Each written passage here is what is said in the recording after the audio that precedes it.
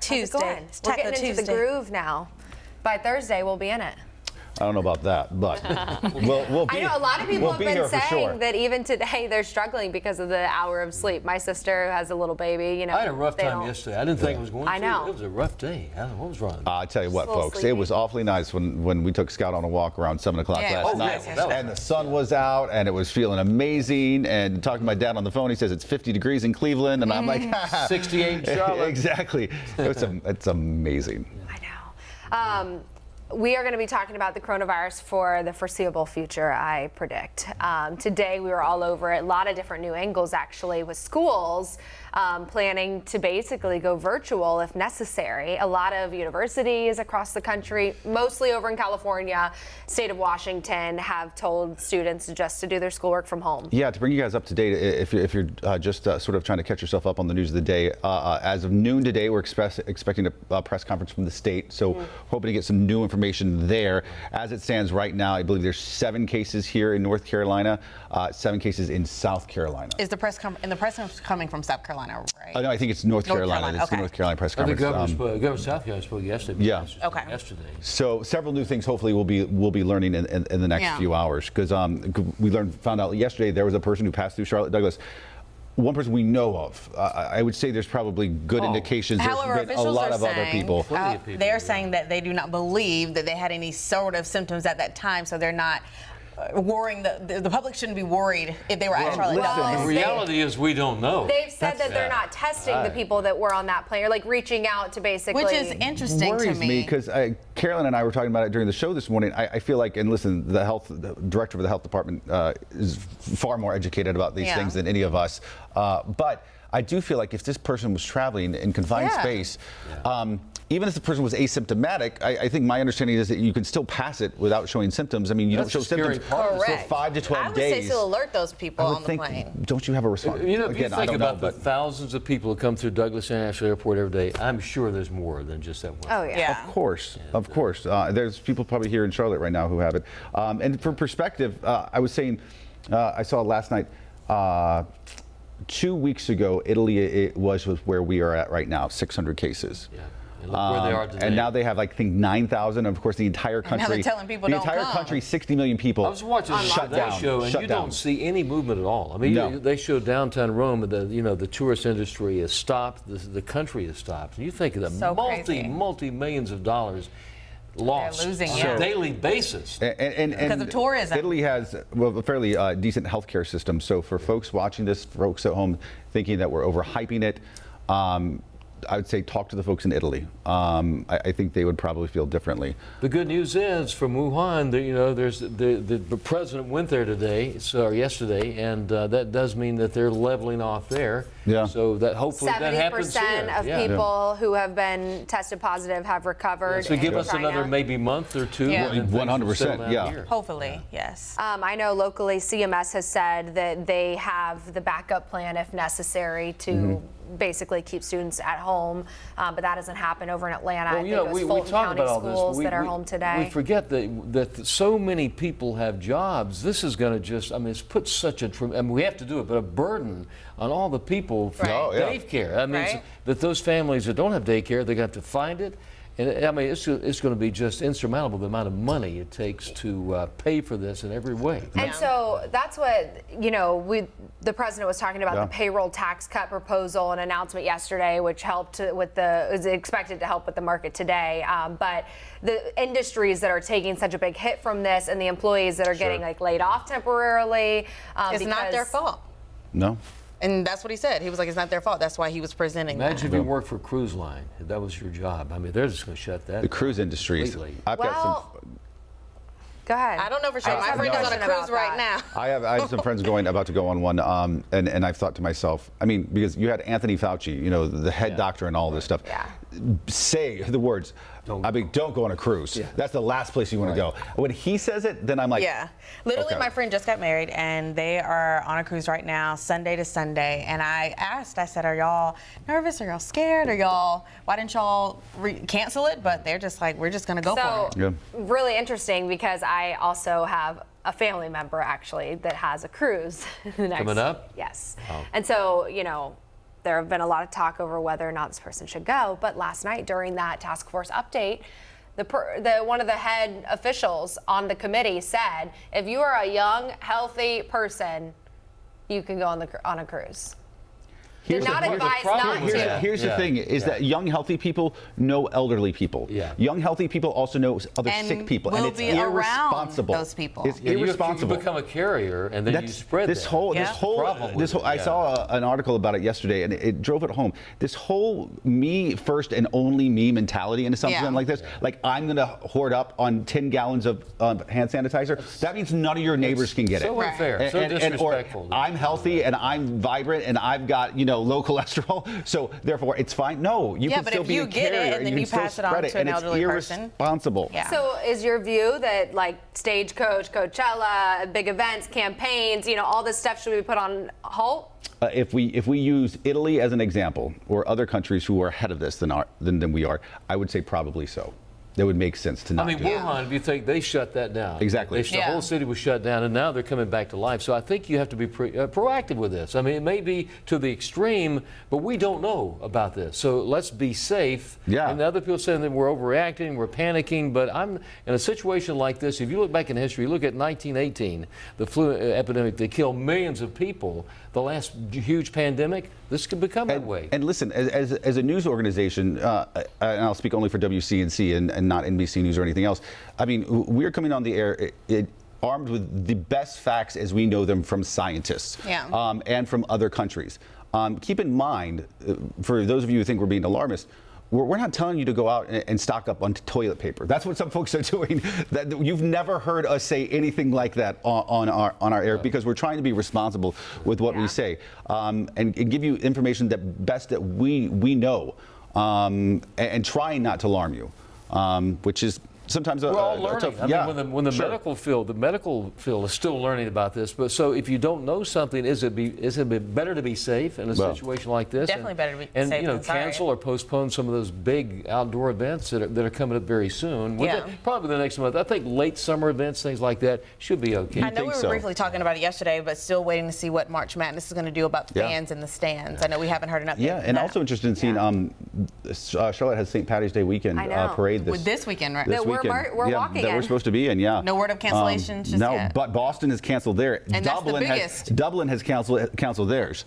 So it does make you wonder if the organizers here are going to start thinking about it. I mean, there were talks about Olympics. Is coronavirus going to have an impact on the Olympics, like meaning the torch? What was it? The torch lighting or something like that? It's now private. They're going to parts of it will be. They're going to minimize the torch lighting. The torch run. It's not open to the public. The torch run normally is, you have thousands of people along the outside, the pathway of those who are carrying the torch. And so they're going to back off on that. And honestly, it's 3 months away. Like, we have no way of knowing what's going to happen between that time. To your point, this thing might be over and done with by that point, or it dies out. Who knows? That's the hope. But 3 months away is a long time right now in the life of this thing. We asked the question this morning about what do folks think about how the president's handling it. It was kind of split throughout the morning. There it still is. Right there. Are you happy with how President Trump is handling the coronavirus? 47% say yes, 53% say no. Should we have included? Are you also happy with how Mike Pence and the task force is handling it, or? I would think people sort of count that all as one, but right. That's what I was wondering if people were assuming that we're tying it all in. Some of the people working in the government have differed in opinion from the president in this situation. I will say that it surprises me when the news came out yesterday that he's come into contact with several people who have come into contact with. But he has not gotten tested. He's not gotten tested, which I leave it to the president and his doctor to decide whether that's the best course of action. But more importantly, I'm surprised the Secret Service is allowing him to shake people's. He was in a rope line yesterday out at the airport, shaking people's hands, and I'm like, and the Secret Service is right there. I'm like, why are they allowing that? I feel like that's dangerous. I think in that situation, he has the upper hand on it. I mean, they may have said, Mr. President, we prefer you not shake hands. Right. He may just said, well, these are my people. And because I mean, if there was some other threat, the Secret Service steps in. Correct. This is the president. Life-threatening. I think in this situation, I think it's up to his discretion whether or not he does it. He probably told the head of the Secret Service, "Look, I'm going to keep doing this." Well, then if you look at it, what will be the conversation if he did not shake people's hands and then that's right now, all I think over it would be plastered? fine. I mean, it would be fine, but it would still be a conversation. People would point it out. people will definitely point it out. It's still hard not to shake hands because I certainly have done it recently. Right, it's natural. Somebody comes up and puts their hands out. You don't even think twice about it. No, you don't. Yeah. You don't be perceived as, well, that guy wouldn't shake my hand. Let me get ahead of that hand sanitizer. It's going to cost you. It's going to cost you. Hey, before and after I shake your hand. We do need to ration this. We do need to ration it. Okay, so we did have a comment of one saying people need to stop panicking and not, buy all the hand sanitizer. Yeah. Yesterday, I mean, I tweeted pictures of the stores because I was shocked. I mean, Costco was sold out of toilet paper because they told me that people said they were going to use it as makeshift masks. That's crazy. That makes no sense. It's never that serious. That's when people are reaching. Is that not an urban legend? Are you saying that you've seen people do that?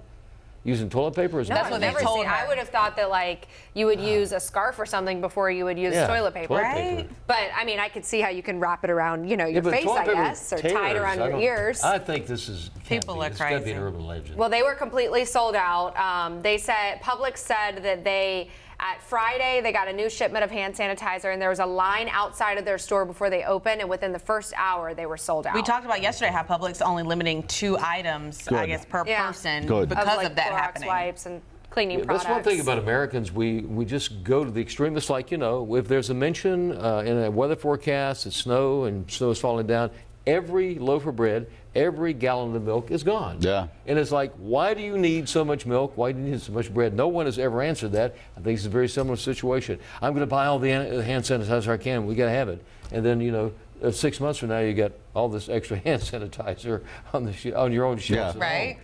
Right? There's still antibacterial soap you can buy at the stores. It's probably better. Yes, probably much better. Probably because better. you're using soap and water.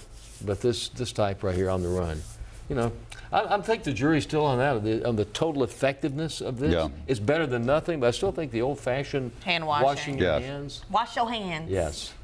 More than ever. I know. We're getting some questions here. Jessica was saying that she thought it was interesting when the president said that everything was great, not to worry about, and then the next day we had our first death. Is everything still great? ? That probably is in response to our question that we've been asking.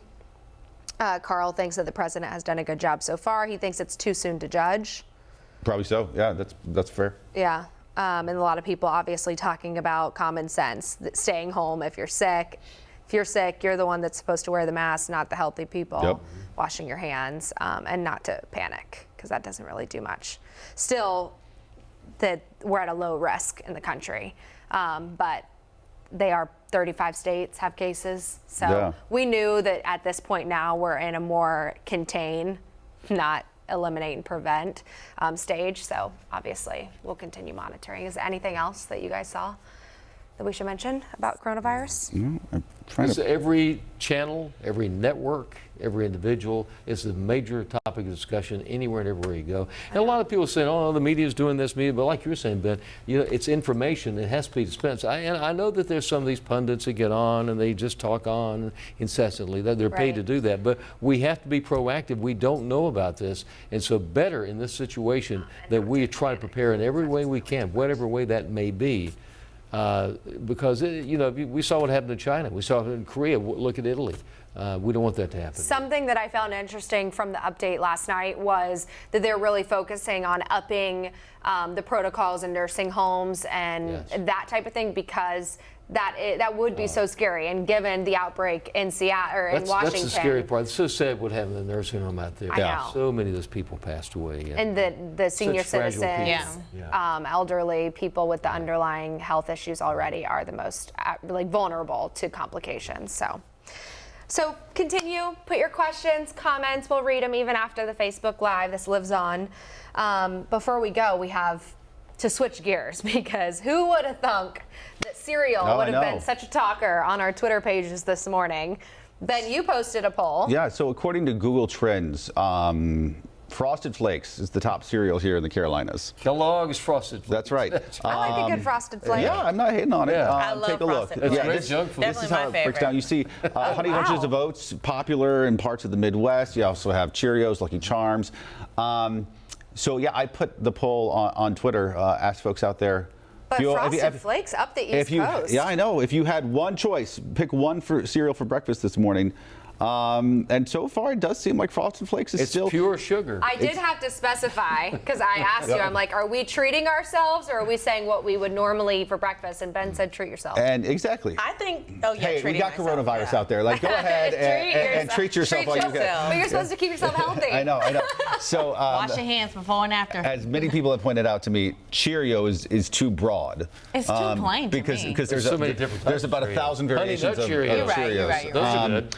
I personally, I love Honey Bunches of Oats. I really do. And Cinnamon Toast Crunch. I mean, you can't go wrong with that I would either. say so. Cinnamon Toast Crunch is my second, but Frosted Flakes. What about this? Would you eat, because this has no sugar on it, is shredded wheat. You know shredded wheat?